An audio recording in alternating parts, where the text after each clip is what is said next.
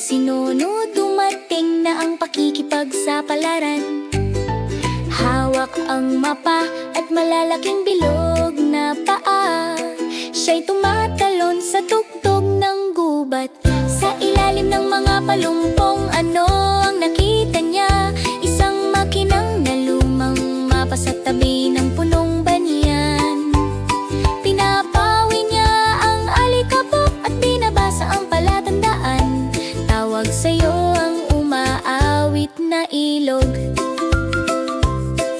Inihahanda niya ang merienda, iniwag ang kanyang elepanting ilong at buntot. Sundan natin ang daan sa daan ng gubat.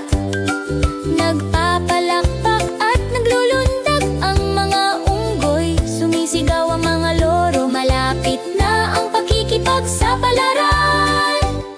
Sinuno ang elepante, matapang at maliwanag. Nagtutuklas sa gubat mula umaga hanggang gabi.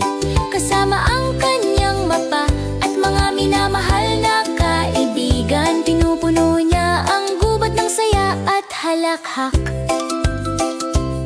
Nakilala niya ang unggoy na si Chikuchu, na tumatawa. Susunod din ako sa pakikipagsapalaran. Sila'y sumasayaw sa mga baging at tumatalon sa mga troso.